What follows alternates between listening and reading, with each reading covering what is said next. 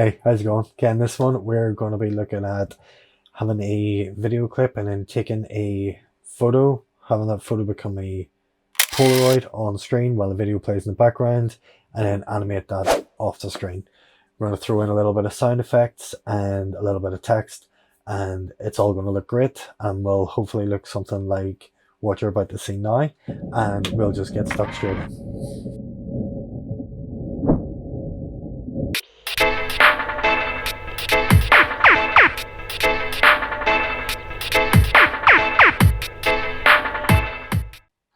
Okay, so here we are in our project. I've got a clip in here, just this little shot. So the first thing that we're going to do is duplicate this clip. And then we're going to scroll along a tiny bit to find the point that we want to use as our still image for our Polaroid effect. So then we'll right click here, add frame hold. And what that does then is that creates this still for the rest of the duration. We then want to just trim that down because we only need a tiny bit, and we're just going to use this bit to create our flash effect for the camera. We're going to go to the start of where we took the frame hold on the original clip and cut that, and then move this to the end so that if we watch this back, we've just got that little freeze frame and then it continues where it should be. Okay, so click back onto our frame hold shot and we're going to go up to effects and we're going to look for contrast. And we'll get this color correction, brightness and contrast. Double click that to apply it to the layer. Put the brightness up to 100 and the contrast down to -60. We want to move this just a couple of frames in to the shot and create keyframes for both of those. Go to the start of the clip and click the reset parameter just to put it back to the defaults, and then towards the end of the clip do the same again but to reset the default parameters. So if we hit play on this, we'll get that nice little flash effect, which is pretty cool. So if we move this back over, select that clip again and drag our playhead over the default values that we've got at the end. And we want to click on this export frame button. If you can't see that, hit this plus icon and you'll see the wee camera there. Just drag that and drop that down in. So I will click on that and I will call this Reef Photo, ping's fine, wherever you want to save it, and then make sure you've got import into project selected. So hit OK on that. And then if you go back to your main explorer for it, you'll see we've got Reef Photo now here. And I'm going to drag that into my stills folder and then drag that back down onto the timeline and leave an empty layer underneath. Okay, so next we want to go to Essential Graphics and click the new icon and then rectangle. Get a rectangle in the middle of our screen. Drag the rectangle layer underneath the Reef Photo. Draw a wee box and select both of them, or you can click and hold shift and click both of them. Right click and we're going to hit nest and we're going to just call that Polaroid. So that's collapsed both of them into the one layer, and if we double click that, we've got both of them here now. So if we select the first one and we're going to scale the photo down to 50, and then with the graphic and the rectangle, Essential Graphics, select your shape, and then we just want to play about with these values until we get something that we can use as our Polaroid chip. So once we kind of get a rough outline of where we want to be, we can then use these values to shift it down so we get a good border around the outside, plus then a good white space underneath. Back up here then into where it says shape 1. If you want to double click on that, you can rename it. We'll call it actually Polaroid frame. That's probably a good name. Okay, so while we've got this rectangle selected, if we go up here, new layer, text, and this will generate a new text item inside that one layer. If we double click on that, it'll allow us to edit it. So I will change it to the Reef 2024. You can't actually see it at the minute because it's underneath the photo.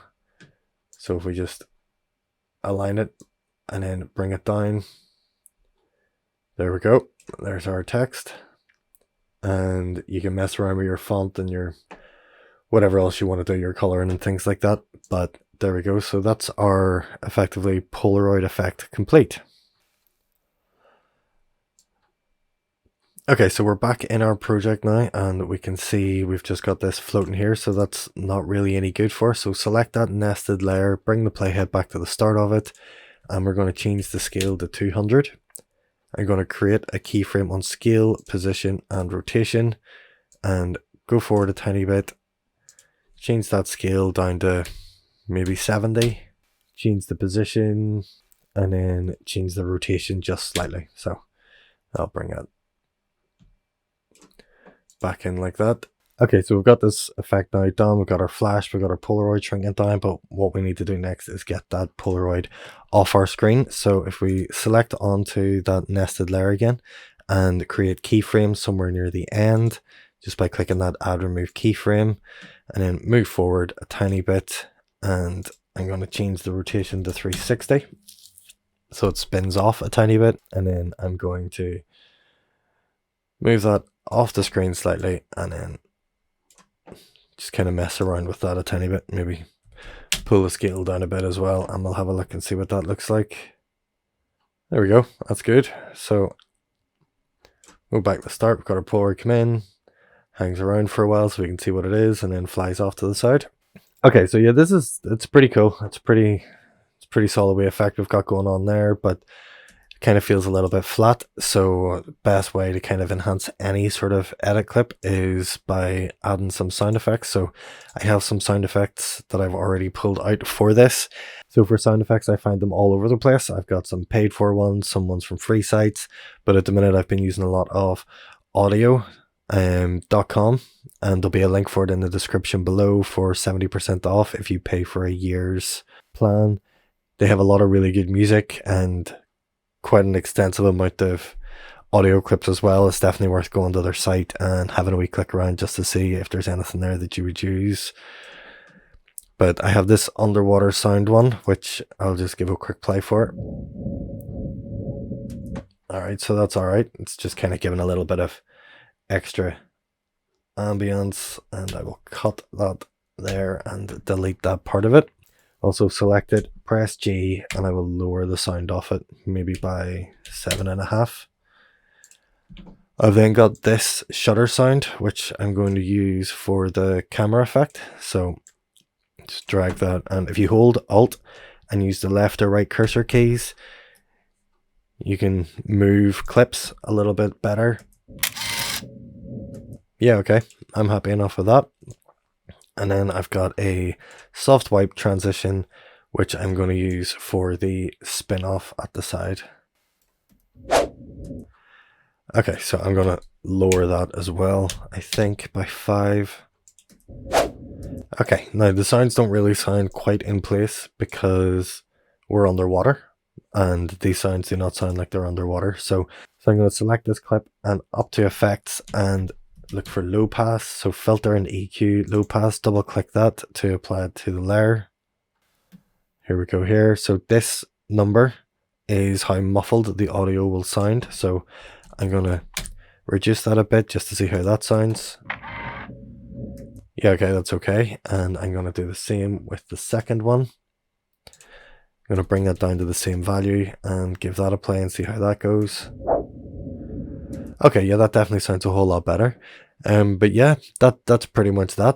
Flash effect. We've got the Polaroid shrink down on screen with the rectangle and all and the text on it. We've got a little bit of animation flying it off the screen. We've added some sound effects just to give a little bit of ambience and a bit of life to it. And that's pretty much it. Alright, cool. That's us. Job done. Good work. Cool wee effect there to use. Probably find 100 different uses for it, and some of the wee stuff that we kind of went over to get that effect will be useful in other sort of projects, I'm sure. But I hope you found it useful, hope it was interesting, and I will catch you next time.